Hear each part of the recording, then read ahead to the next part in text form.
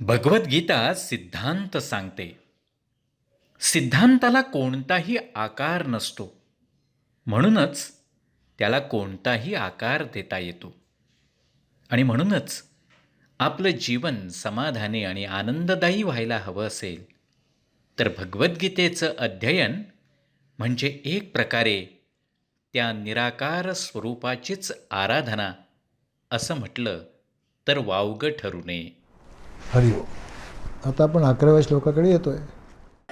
न हि देहभृता शक्यं त्यक्तुं कर्माण्यशेषतः यस्तु कर्मफलत्यागी सत्यागीत्यभिधीयते. देहधारी जीवांना सर्व कर्मांचा त्याग करणं खरोखर शक्य नाही, परंतु जो कर्मफलाचा त्याग करतो तोच खरा त्यागी होय. देहभृता म्हणजे देह धारण करणाऱ्या प्रत्येकाला, म्हणजे सगळ्या माणसांना. कर्माने अशेषता त्यक्तुम न हि शक्यम, सर्व कर्माचा संपूर्णपणे त्याग करणे अशक्य आहे. यतू कर्मफलत्यागी, परंतु जो कर्माच्या फळाचा त्याग करतो सत्यागी इथे अभिधीयते, त्याला त्यागी असं म्हटलं जातं. मंडळी, एखाद्या विशिष्ट परिस्थितीमध्ये कसं वागणं योग्य आहे यासाठी भगवद्गीता अर्जुनाला सांगितली हे खरं आहे. कारण काय होतं, अर्जुनाचा जर मानसिकतेचा विचार केला ना तर असं दिसतं की त्यावेळेला ते युद्धकर्म आणि ते देखील स्वतःच्या माणसांना मारण्याची कर्म करणं, या कर्मातून सुटून जावं, सर्व कर्मांचा त्याग करून सरळ युद्ध सोडून निघून जावं आणि अरण्यात जावं असं त्याला वाटत होतं. परंतु खूपच थोडा काळ टिकणारा वैराग्य विचार तो होता आणि यामुळे त्याला मागून पश्चात्ताप होईल हे ओळखूनच भगवंतांनी हा श्लोक त्याला सांगितला असावा असं प्रथमदर्शनी वाटतं. पण मंडळी, अर्जुनाला माध्यम करून भगवद्गीता सर्व काळातल्या सर्व मानवांसाठी सांगितलेला ग्रंथ आहे, म्हणून खरं त्याचा उपदेश आपल्याला आजसुद्धा लागू आहे. खूप संकट आली, कष्ट आले, आजही आपल्याला असं वाटतं की नाही की हा संसार सगळा आसार आहे हो, त्याचा त्याग करावा आणि दूर कुठेतरी जावं. पण हे सगळं तात्कालिक असतं. 4 दिवसांनी पुन्हा संसाराच्याच आठवणी यायला लागतात, खरं की नाही? असं का घडलं याचं तत्वनिष्ठ कारण भगवंत इथे सांगतात बरं का. आणि तसं पाहिलं तर हा विषय काय भगवंत पहिल्यांदा नाही मांडत आहेत. बघा ना, 3ऱ्या अध्यायातल्या 3, 4 आणि 5 या श्लोकात भगवंताने स्पष्ट केलंच होतं की ह्या जगामध्ये ज्ञानयोग म्हणजेच सांख्ययोग आणि कर्मयोग या 2 निष्ठा आहेत. आणि कर्माचं आचरण केल्याशिवाय कोणीही नैष्कर्म्यता म्हणजेच योगनिष्ठा प्राप्त करू शकत नाही. कारण कोणताही माणूस केव्हाही क्षणभरसुद्धा कर्म न करता राहूच शकत नाही. 12व्या अध्यायामध्ये भगवंतांनी सगुण आणि निर्गुण उपासनेसंदर्भात हेच सांगितलं होतं की नाही की जोपर्यंत आपण स्वतःला देहधारी समजतो तोपर्यंत आपलं उपास्य दैवतसुद्धा सगुण साकार असणं आवश्यक आहे. तिथेही ते देहधारी माणसाबद्दलच सांगत होते, इथेही देहधारी देहभृताम म्हणजे देहधारी माणसाबद्दलच बोलत आहेत ना. आणि आपण सगळे देहधारी नक्कीच आहोत. त्यामुळे कर्माने अशेषता त्यक्तुम न हि शक्य, कर्म पूर्णपणे टाळणं कोणालाच शक्य नाही. कर्म तर करावीच लागतात हो. कर्माशिवाय कोणताही सजीव प्राणी जिवंतसुद्धा राहू शकत नाही. किंबहुना आपलं अस्तित्व म्हणजेच आपल्या प्रत्येक कृतीमधून दिसणारं जीवनाचं व्यक्तरूपच असतं ना. काही न करणेसुद्धा एक कर्मच आहे हो. समजा एखादा माणूस झोपलेला आहे आणि एखादा माणूस मृत झालेला आहे, दोघांमध्ये काय फरक आहे हो? जो झोपलेला माणूस आहे त्याचं श्वास घेण्याचा आणि झोपण्याचा कर्म चालू आहे, आणि जो मृत झाला ना तो खऱ्या अर्थाने शारीरिक कर्मातून सुटूनच गेला ना. कारण कर्म हे तर जिवंतपणाचे द्योतक आहे, ते मी करणारच नाही असं म्हणणं म्हणजे सत्य नाकार नाही हो. नक्कीच आहे. शरीर हे प्रकृतीचं कार्य आहे. प्रकृती कशी आहे? सतत क्रियाशील, सतत परिवर्तनशील, बदलणारी आहे. म्हणून जे शरीराचं कार्य आहे ना त्या क्रिया किंवा कर्म न करता शरीर कसं राहू शकेल? अगदी एकपेशीय अमिबासुद्धा सतत कर्म करत असतो. मंडळी, हा विषय भगवंत इथे का मांडत आहेत ते सांगतो. ज्ञानयोगी किंवा ज्ञानमार्गाने जाणारे अशा अनेक पंडितांची अशी कल्पना आहे हो की एकदा माणसाने संन्यास धारण केला की संन्यास आश्रमात प्रवेश केला की त्यांना काहीही करण्याची जरूर नाही. त्यांचा असा दावा असतो की संन्यासी जरी 4 घरी भिक्षा मागत असला तरी व्यवहारात ते कर्म होतं, पण शास्त्रात ते कर्म नाही. आणि ते सांगतात की अहो भगवंताने गीतेमध्ये पण सांगितलं आहे ना. कुठे सांगितलं हो? 3ऱ्या अध्यायात 17व्या श्लोकात ते असं म्हणाले होते की जो आत्मरती, आत्मतृप्त आणि आत्मसंतुष्ट झाला त्याला कोणतेही कर्तव्य कर्म राहत नाही. तेच पुढे असेही सांगतात की विश्वामध्ये अशा संन्यासाला कर्म करण्याचं प्रयोजन राहत नाही, तसंच त्याचा प्राणीमात्रात कसलाही स्वार्थी संबंधही नसतो. भगवंत तेच तर सांगतायत ना की संन्यास म्हणजे निष्क्रियता नाही हो, तर समजून उमजून विवेकपूर्ण रीतीने स्वतःच्या स्वार्थासाठी नाही, सर्वांच्या हितासाठी काम करणं. आता पहा ना, आद्य शंकराचार्य संन्यासी होते की नाही, स्वामी विवेकानंदही संन्यासी होते, रामदास संन्यासी होते. या सर्वांनी किती लोकोत्तर कार्य केलेत, ते काही निष्क्रिय नव्हते हो. मग त्यांना संन्यासी नाही का म्हणायचं? भगवंतांचा लोकोत्तर कार्याला विरोध मुळीच नाही आहे. विरोध आहे तो काही न करता समाजावर भारभूत होऊन राहण्याला. गीतेमध्ये अगदी विषय स्पष्ट दिसतो ना की प्रत्येक माणसाने कर्म केलंच पाहिजे, कारण मनुष्ययोनी कर्मयोनी आहे. स्वतःचा उद्धार केलाच पाहिजे. ज्ञान प्राप्त करून सर्व कर्म कर्तृत्वावर न वळखता आणि कर्मफलाची अपेक्षा न धरता केलीच पाहिजेत. काय असतं मंडळी, मी स्वतःला जर एकदा ध्येय असं समजलं ना, तर मग 3 प्रकारच्या मर्यादा माझ्यावर आपोआप येतात, ते मला स्वीकारावं लागतात. एक असते काळाची मर्यादा. समजा मी असं म्हटलं की माझं वय आता 87 वर्षांचं आहे, म्हणजे 87 वर्षापूर्वी नव्हतो ना, आणि आणखी काही वर्षानंतर मी जगात नसेन. दुसरी मर्यादा असते देशाची. समजा मी 5.5 फूट उंच आहे, याचा आणि 1.5 फूट रुंद आहे, याचा अर्थ असा की त्याच्या अलीकडे किंवा पलीकडे मी नाही आहे. आणि तिसरा परिच्छेद असतो किंवा मर्यादा असते वस्तूची. माझं वजन इतकं आहे, यापेक्षा जास्त नाही कमीही नाही, म्हणजेच मी केवळ हा देह आहे, इतर देह मी नाही, ही सुद्धा निष्ठा पक्की होते. याचा अर्थ असा की देश म्हणून मी अपूर्ण आहे, सर्वव्यापी नाही आहे, सर्वसाक्षी नाही, सर्वज्ञ नाही आणि सर्वशक्तिमान पण नाही. आणि मग ही अपूर्णता कमी करण्यासाठी आणि पूर्णत्व प्राप्त करण्यासाठी इच्छा माणसाच्या मनात निर्माण होणे स्वाभाविक आहे ना. आणि कामना निर्माण झाली की कर्म घडणारच आहे नक्की. आणि जे स्वतःला देहधारी मानतात ना, त्यांच्या मनात इच्छा होणारच. आणि इच्छा माणसाला स्वस्थ कधीच बसून देत नाहीत. ते पूर्ण करण्यासाठी तो धडपड करणारच, कर्म करणार. प्रत्येकाच्या स्वभावाप्रमाणे ते कर्म करण्याचा मार्ग मात्र निराळा असेल. कुणाचं सात्विक असेल, कुणाचं राजसिक असेल, कुणाचं तामसिक असेल, पण कर्म होणारच आहे. मग काय करणं शक्य आहे बरं? ये तू कर्मफल त्यागी. त्या कर्माचं जे फळ आहे ना, ते मनाप्रमाणे मिळो किंवा न मिळो, अशा रीतीने कर्मफळाबद्दल कोणतीही अपेक्षा न ठेवता कर्म करणं शक्य आहे. काम न करणं शक्य नाही, मात्र ते करावंच लागतं. त्याचं फळ मला अमुक मिळालं पाहिजे, हा जो हट्ट आहे ना, ही अपेक्षा आहे, हा दुराग्रह आहे, तो जरूर सोडता येईल.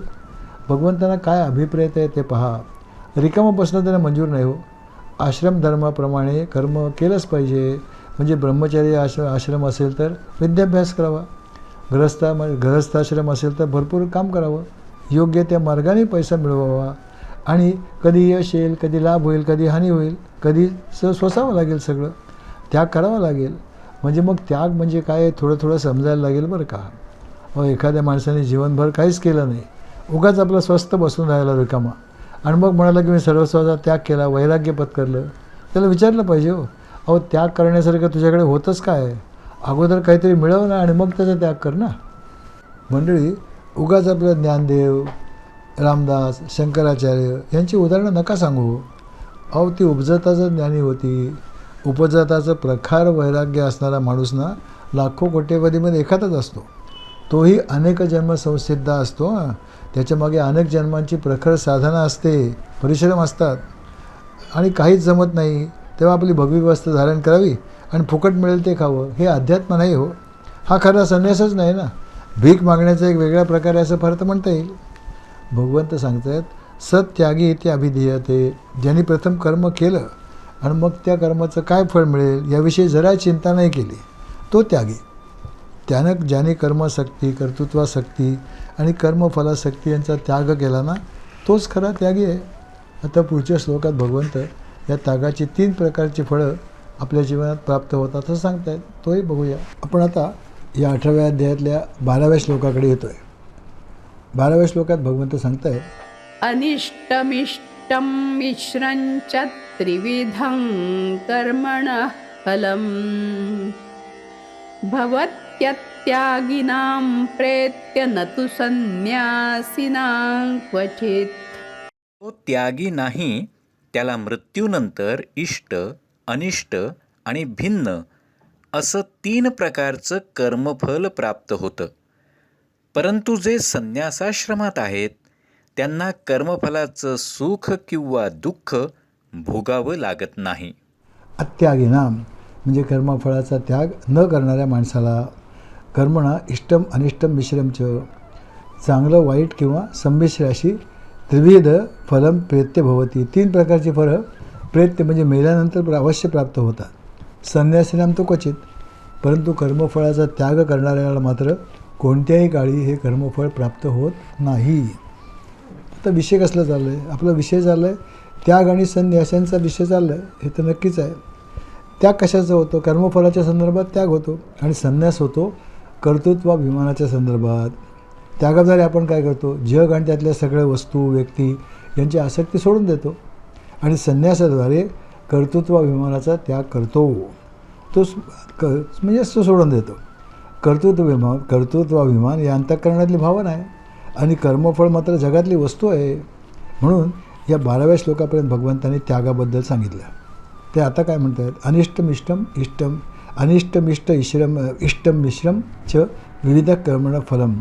कर्माची 3 फळं असतात. एक तर अनिष्ट, अनिष्ट म्हणजे इच्छेच्या विपरीत, इष्ट म्हणजे अपेक्षेप्रमाणे आणि मिश्र म्हणजे धड अपेक्षेप्रमाणे नाही आणि अगदीच कमी पण नाही. आपल्या रोजच्या जीवनातलं उदाहरण पाहायचं झालं ना, तर समजा एखादी परीक्षा एखाद्या मुलाने दिली. अपेक्षे इतके किंवा जास्त गुण मिळाले तर इष्टफळ मिळालं, अपेक्षेपेक्षा फार कमी मिळाले तर अनिष्ट फळ मिळालं आणि अपेक्षेपेक्षा फार कमी नाही आणि इतरांच्या मनाने ठीक आहे, मग त्याला मिश्र फळ असं म्हणता येईल. मिश्र फळामध्ये थोडं अनुकूल थोडं प्रतिकूल असं असतंच हो. आणि खरं तर जगामध्ये खरं तर पूर्णपणे अनुकूल, पूर्णपणे आवडणारं, पूर्णपणे भावणारं असं काहीच नसतं. तसंच पूर्णपणे प्रतिकूल किंवा न आवडणारं किंवा न भावणारं असंही काही नसतं. भगवंत इथे इष्ट अनिष्ट शब्द वापरत आहेत, कारण इष्ट म्हणजे अनुकूलता जास्त आणि अनिष्ट म्हणजे प्रतिकूलता जास्त असलेलं इतकाच फरक आहे. कारण कोणतंच कर्म, जगातलं कोणतंही कर्म हे निश्चितपणे पूर्णपणे निर्दोष असतच नाही. म्हणून मग सर्व कर्माची फळंसुद्धा खरं पाहिलं तर मिश्रच असतात. आपण त्याकडे कसं पाहतो याच्यावरून ते इष्ट किंवा अनिष्ट हे ठरतं, अवलंबून असतं. सामान्य माणसं कोणती इच्छा किंवा कामना पूर्ण करण्यासाठीच कर्म करतात. आता मी आपल्याला सांगितलंच आहे की प्रत्येक क्रिया म्हणजे काही कर्म होत नाही. जेव्हा मी करता ही भावना त्या क्रियेशी जोडली जाते तेव्हा ते कर्म होतं. तर प्रत्येक कर्माचा काहीतरी हेतू असतोच की नाही. तो जसा असेल, मनाची स्थिती जशी असेल तसा प्रत्येक कर्माचा ठसा आपल्या मनावर, आपल्या अंतःकरणावर उमटतो. हे खरं आहे. मग समजा आपण एखादी वस्तू खाल्ली, आपल्याला ती आवडली नाही किंवा तिच्यापासून काही त्रास झाला. पुढच्या वेळेला ती वस्तू समोर आली की मागचा जो काही संस्कार होता न आवडणारा, त्रास झालेला, तो आपल्या अंतःकरणावर आहे. म्हणून ती वस्तू आपल्याला नकोशी वाटते. हे तर अगदी सर्वांना लागू होणारं उदाहरण आहे. म्हणजे बाह्य जगात आपण जी कर्म करतो ना, ती आपल्या मनातल्या कामना किंवा वासना ज्या प्रकारच्या असतील त्याप्रमाणे केली जातात. म्हणून तत्त्वदृष्टीने कर्मफल म्हणजे जे प्रत्यक्ष प्राप्त झालं ते तर आहेच, पण शिवाय आपल्या विचारावर, आपल्या व्यक्तिमत्वावर त्याचा जो काही सूक्ष्म संस्कार उमटतो ना, तो पण आहे ना. याचाच अर्थ असा होतो की आपण वर्तमानात जे काही बोलतो, वागतो त्याप्रमाणेच आपण आपला भविष्यकाळ ठरवित असतो. जर इच्छा, वासना आणि चांगले असतील, सात्विक असतील, तर उमटणारे संस्कार पण तसेच असतील ना, आणि मग फळे सात्विक आणि उत्तमच असेल. पण जर इच्छा, वासना वाईट असतील तर वाईट संस्कार उमटणार आणि त्याचं फळे अनिष्ट किंवा न आवडणारं आणि दुःखातच असणार आहे ना, हेही नक्कीच आहे. जर चांगल्या वाईट वासनांचं प्रमाण जवळजवळ सारखंच असेल तर काय होईल? मिळणारं फळ मिश्र असेल, म्हणजेच आंबट गोड सुखदुःख मिश्रित असंच असणार आहे. आणि सर्वसामान्य माणसं आपण आहोतो. सर्वसामान्य माणसाच्या वासना, त्यांचे विचार आणि आचार हे त्याने वागणं हे सगळे संस्कार हे सुद्धा नेहमी मिश्रच असतात. त्यामुळे त्यांचं जीवन हे सुखदुःख, यश अपयश, आवड नावड या द्वंद्वांनी भरलेलं असतं नेहमी. आता आपण हेच सिद्धांत या देहाच्या अखेरच्या क्षणापर्यंत लागू करूया. मग अगदी सहज समजेल की मृत्यू होऊन हा मानवलोक आपण सोडला की परत मिळणारा देह कसा असेल, आपलं कोणतं कर्म आणि कसे संस्कार मृत्यूपूर्वी बाळगले होते ना, तसाच असणार आहे. यालाच म्हणतात पुनर्जन्माचा सिद्धांत ना. भगवंत तेच तर सांगतायत. प्रेत्य म्हणजे मृत्यूनंतर ही कर्मफळं भोगावी लागतात. म्हणजे वासना, इच्छा चांगल्या असतील, सात्विक असतील तर अंतःकरणावर उमटणारे संस्कारसुद्धा सात्विक आणि नंतर प्राप्त होणारा ध्येय आणि परिस्थितीसुद्धा सत्वगुणप्रधानच असेल, इष्ट असेल. जर वासना वाईट असतील, इतरांना त्रास देणाऱ्या असतील, इतरांचा दुस्वास करणाऱ्या असतील, तर उमटणारे संस्कारसुद्धा तामस, वाईट आणि तसेच होणार ना. नंतर प्राप्त होणारा जन्मसुद्धा एक तर पशुपक्षी योनी तरी असेल, वाईट योनीमधला, किंवा माणसांमध्ये सुद्धा वाईट परिस्थितीमधला असेल, हीन दर्जाचा असेल, अनिष्ट असणारी सुद्धा निश्चित आहे ना. जर वासना आणि कर्म चांगल्या वाईटाचं मिश्रण असेल तर संस्कारही तसेच होणार ना. आणि नंतर येणारा जन्मसुद्धा पुन्हा मनुष्य योनीतच येऊन या संसारातले सुखदुःख भोगवणारच असणार, हे स्पष्ट आहे. मिश्र फळ देणार असेल. अगदी व्यवहारातसुद्धा अनुभव येतोच की काही चांगल्या कर्मांची फळं लगेचसुद्धा प्राप्त होत नाहीत हो, काही होतात चांगल्या किंवा वाईट दोन्ही. जसं समजा भूक लागली, जेवलो, काय झालं, लगेच फळ प्राप्त झालं, चांगलं फळ प्राप्त झालं. समजा आपण इतरांच्या हिताचं एखादं कर्म केलं, चांगली भक्ती केली, तर लगेच काही कर्मफळ मिळत नाही ना. काही फळं तर पुढच्या देहातही प्राप्त होतील की. आता समजा विचार वाईट असतील, कर्म वाईट असतील, चुकीच्या कर्मांचे असतील, तर काय होतं पहा. जसं पहा, समजा मी चाकूने काहीतरी कापतो आहे आणि माझं कुठेतरी दुर्लक्ष झालं, काय होतं, माझंच बोट कापलं जातं. आता हे लगेच मिळणारं अनिष्ट फळ आहे बरं का, लगेच. पण समजा दुसऱ्या एखाद्याने चाकू हातात घेतला आणि एखाद्याला गंभीर जखम केली किंवा ठारसुद्धा मारलं, तर ते घोर कर्मच आहे की नाही. कदाचित ह्या जन्मात त्याला वाईट फळ भोगावं लागणार नाही, कारण तशी परिस्थिती नाही. पण तेच कर्मफळ त्याचा पाठलाग करीत राहतं आणि ते पक्व झालं, फळ मिळण्यासारखी योग्य परिस्थिती जन्माला आली की मग मात्र त्या जन्मात त्याला ते भोगावंच लागतं. हा तर कर्मसिद्धांत आहे ना.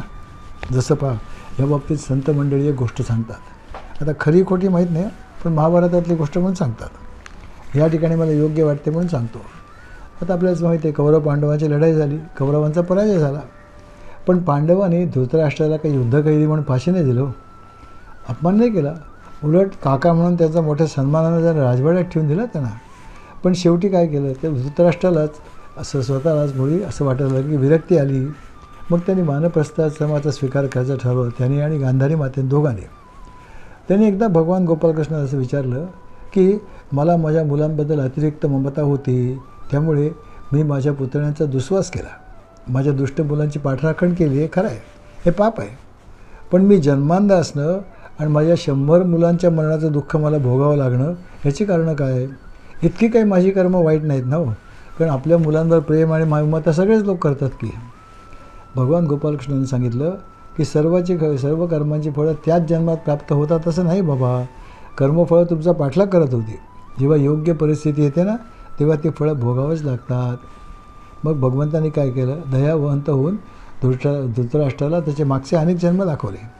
फार पूर्वीच्या एका जन्मामध्ये तो एक राजा होता आणि तो त्याच्या सैनिकांना घेऊन शिकार खेळण्यासाठी जंगलात गेला होता. एक वाघ होता, एका वाघाचा ते पाठलाग करत होते वाघाला मारण्यासाठी, वाघाची शिकार करायची होती. पण वाघ मोठा छपळ होता, तो त्यांचे बाण चुकवत पळत होता बरं का. मध्ये काय झालं, मध्ये एक दाळ झुडपांचा असं मोठा भाग होता, जाळ झुडपं होती, आपली करवंदीची झुडपं कशी असतात तशा तऱ्हेची. तो वाघ त्या झुडपामध्ये घुसला आणि नाहीसं झाला. आता काय झुडपं एवढी दाटीवाटी होती आणि काटेरी होती. आता सैनिकांचे घोडे काही त्या झुडपामध्ये जाणं शक्य नाही, ते सगळे थांबले. आता काय करणार. राजाने बघितलं सगळ्या बाजूने झुडपं तर भरपूर आहेत तो प्रदेश, काय करायचं. त्यांनी सांगितलं त्या झुडपानं एका बाजूने आग लावून द्या. जशी जशी आग सगळीकडे पसरायला लागेल ना तसं तो मागच्या बाजूने बाहेर पडेल वाघ, आणि बाहेर पडला की आपण ते शिकार करू. चला, याने आग लावली आणि ते मागच्या बाजूला निघून गेले. आता जरा वेळानं तो वाघ बाहेर आला मागच्या बाजूने आणि मग ह्या लोकांनी त्याची शिकार केली वगैरे वगैरे. पण मध्यंतरीच्या काळात काय झालं की त्या सैनिकांपासून बरंच दूर पण त्या सगळ्या काटेरी झुडपांनी भरलेल्या भागाच्या मध्येच एक उंच झाड होतं बरं का. त्या झाडावर पक्ष्यांची घरटी होती आणि तो सगळा पिलांचा सीझन होता, त्यामुळे प्रत्येक घरट्यात पिलं होती. आता जसं ते आग वाढायला लागली ना, हळूहळू ती आग पसरत वृक्षाच्या दिशेने यायला लागली. तेव्हा साहजिकच ते पक्षी इकडे तिकडे उडायला लागले, धूर चिकार झाला ना, ते पक्षी लागले उडायला इकडे तिकडे. पण परत त्या पिलांचा मोह त्यांना व्हायचा आणि ते परत घरट्याकडे यायचे. असं केल्यामुळे कित्येक पक्षी हे आंधळे झाले हो, आणि जवळजवळ 100 पिलं त्या आगीमध्ये होरपळून मेली. भगवंताने हे दृश्य दाखवलं धृतराष्ट्राला आणि सांगितलं, पहा हे पाप तुझा पाठलाग करत होतं. धृतराष्ट्र म्हणाला, पण ते पक्षी मरावेत म्हणून मी काही मुद्दाम केलं नाही की, मला तर माहितीच नव्हतं. ठीक आहे ना, हे म्हणतोस तू बरोबर आहे, इतके जन्म मध्ये का गेले, मग अगोदर का नाही भोगायला लावलं. भगवंत मला, हे बघ, तू एक कृत्य मुद्दाम नाही केलंच हे खरं आहे, पण ते तुझ्या आज्ञेनेच घडलं की नाही. त्यामुळे पाप तुला भोगावंच लागणार आहे, नक्कीच आहे. आता उद्या कोणी असं म्हणालं की मला कर्मसिद्धांत माहितीच नव्हता आणि म्हणून मला तो लागू नये, असं थोडंच असतं. आणि इतकी वर्ष तशी संधीच नव्हती आली म्हणून पापकर्म तुझा पाठलाग करत होतं. आता ह्या जन्मात तो 100 पुत्र आहेत आणि तू आंधळा पण जन्माला आला आहेस, म्हणून या पापकर्मानं तुला बरोबर गाठलं आणि म्हणून तू खरा तर जन्मांत झालास. आणि जसं त्या पक्ष्यांना त्यांच्या पिलांच्या मृत्यूचं दुःख भोगावं लागलं तसं तुलासुद्धा सर्व मुलांच्या मृत्यूचं दुःख भोगावं लागलं आहे. म्हणजे मंडळी, कर्मफळं भोगावेच लागतात. पण कोणाला? हा कर्मसिद्धांत कोणाला लागू होतो? भवती अत्यागिनाम, ज्यांनी त्यागच केला नाही त्याला सिद्धांत लागू होणार नाही. कसला त्याग हो? कर्मशक्तीचा, किंवा अमुक अमुक कर्म मीच करणार, किंवा अमुक अमुक कर्म मी करणारच नाही, ह्याचा जो त्याग आहे ना तो करणं आवश्यक आहे ना, तो केला नाही. कर्मफळाचा त्यागही आवश्यक आहे. अमुकच फळ मिळाली अपेक्षा न ठेवता भगवंतांनी सोपवलेलं कर्म, म्हणून तर प्रत्येक कर्म करणं आवश्यक आहे. ज्याने असं केलेलं नाही काय होणार त्याचं? कोणतेही कर्म करताना ते आनंदाने केलं पाहिजे, हेही त्याला समजत नाही. अशा रीतीने त्याग न करणाऱ्यांसाठी शास्त्रामध्ये हा सात्विक, राजस आणि तामस कर्म, त्यांची इष्ट, अनिष्ट आणि मिश्र अशी फळं आणि उच्च, नीच आणि मध्यम गती या सांगितलेल्या आहेत. या फळांचा प्रभाव फक्त जिवंत असताना नाही आहे, तर मृत्यूनंतरसुद्धा कसा होतं हे आपण पाहिलंच आहे. मग हा प्रभाव कोणावर होत नाही असं कोणी आहे का त्याच्यावर प्रभाव होत नाही? भगवंत आहेत ना, न तू संन्यासीनम क्वचित. पण कर्मफळांचा त्याग करणाऱ्या संन्यासाला हे कर्मफळ कोणत्याही काळी त्रास देत नाही. आता पण म्हणजे मग संन्यास म्हणजे काय? हे बघा, केवळ डोक्याचं मुंडन केलं, भगवी वस्त्र धारण केली, विधिवत संन्यास दीक्षात ग्रहण केली म्हणजे झाला संन्यासी, असं थोडंच आहे. अहो तो बहिरंग झालं होते, बाह्यवेश. आणि आपण हे जाणलं आहे की भगवान शंकराचार्यसुद्धा असं म्हणतात की नाही, की जितक्या प्रखरपणे आणि ठामप्रमाणे मी देह आहे असं मानतो, देहबुद्धीने स्वतःला स्वीकारतो, तितक्या दृढपणे आणि निश्चयाने मी देह नसून मी सत चित आनंदस्वरूप परमात्म्याचाच अंश आहे असं आपण अनुभूत करू आणि देहात्मबुद्धीचा पूर्णपणे त्याग करू, तेव्हाच आपण संन्यास धारण केला असं म्हणू शकू. न तू काशाय वासना, केवळ भगवी वस्त्र धारण केली म्हणजे नाही. मग न तू संन्यासीनाम क्वचित म्हणजे काय? मग ज्यांनी कर्माबरोबर जोडलेल्या कर्तृत्वाभिमान पूर्णपणे त्यागलेला आहे, जो कर्मासक्ती आणि कर्तृत्वासक्ती याच्यापासून पूर्णपणे मुक्त आहे, आणि ज्यांनी जीवनामध्ये कर्मफळाबद्दलची जी आसक्ती असते तिचा आणि एकूणच कर्माबरोबर जोडलेल्या सर्व आसक्तींचा त्याग केलेला आहे, जो खरा संन्यासी आहे. अशा रीतीने जो खरा संन्यासी, त्याला मात्र काय करावं? कर्माची इष्ट, अनिष्ट, मिश्र फळं ह्या जन्मात जराही त्रास देत नाहीत आणि मृत्यूनंतरसुद्धा त्याचा कोणताही त्रास किंवा बंधन त्याला लागू होत नाही. 12व्या श्लोकापर्यंत आता कर्माची आणि त्यागाची मीमांसा झाली. आता कर्माचा त्याग म्हणजे काय ते समजलं आपल्याला. आता लक्ष वळवायचं आहे आपल्या खऱ्या स्वरूपाकडे. म्हणजे आत्तापर्यंत विचार कर्मप्रधानतेने झाला. आता विचार करायचा जो कर्म करतो त्याच्याबद्दल, म्हणजे ज्याने कर्मसन्यास केला आहे अशा संन्यासाबद्दल. हरिओम.